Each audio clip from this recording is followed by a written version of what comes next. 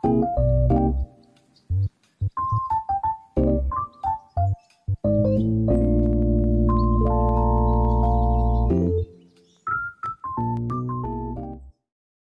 everyone! We're all here sa Bataan World War II Museum and this is my groupmates. Ako nga pala si Jessica. My name is Harilyn. I'm Roseanne. I'm Winesha.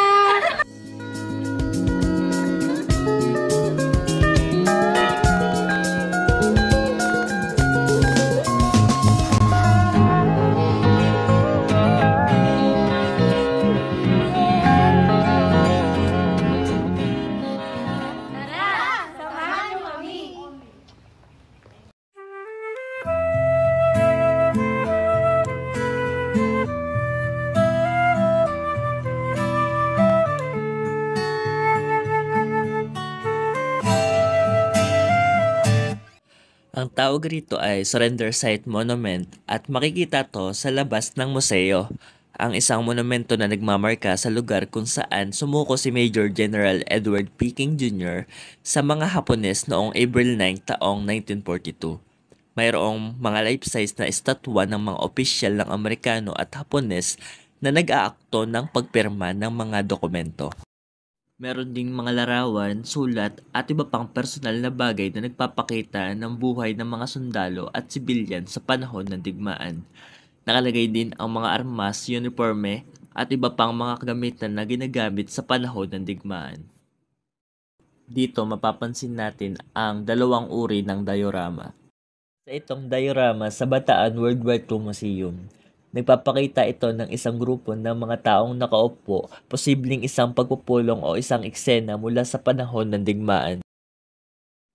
Ito namang diorama na ito ay nagpapakita ng isang eksena mula sa Bataan Death March na naglalarawan sa paghihirap ng mga sundalong Pilipino at Amerikano na napilitang maglakad ng mahabang distansya sa ilalim ng matinding init at pagtrato ng mga sundalong Hapones.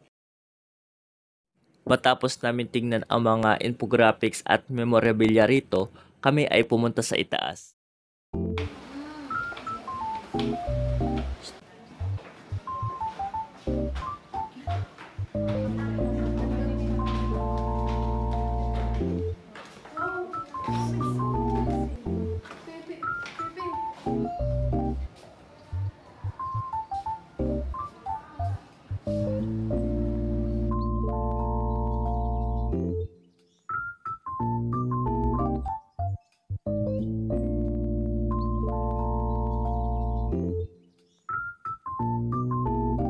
Tayo kay Mrs. Luz B. Magsaysay.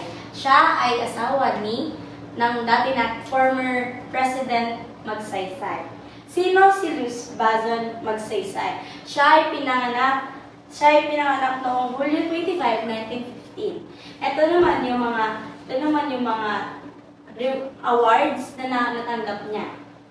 Ito naman, kung makikita nyo, ito naman ang kanilang family picture.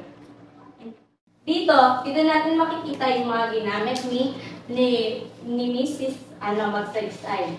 Ito yung mga suklay, salamin, at ito yung mga ginamit nila. Ito din, yung isa sa painting ni Mrs. Luz B. Magsaysay. Dito makikita natin ang mga larawan at isang lumang aparador na may lamang damit na pagmamay-ari ni Mrs. Magsaysay.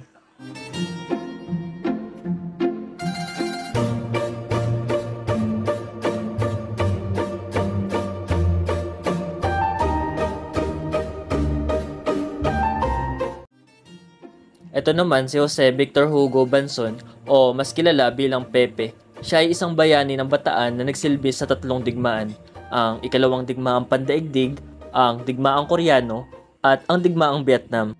Ipinanganak siya sa Balanga, Bataan noong April 11, 1913. Isang opisyal ng hukbong sandatahan ng Pilipinas, nagpakita siya ng katapangan sa pakikipaglaban sa mga Hapones noong ikalawang digmaang pandaigdig. Dahil sa kanyang kabayanihan, nakatanggap siya ng Silver Star Medal. Dito, ipapakita naman namin kung gaano karami ang mga natanggap niyang parangal.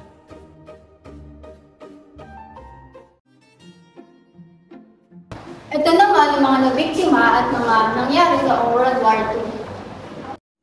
Hindi na namin ipapakita ng detalyado ang mga larawan dito marahil napakasensitibo ng mga ito. Again, we are Group 1 at dito na po matatapos ang aming vlog.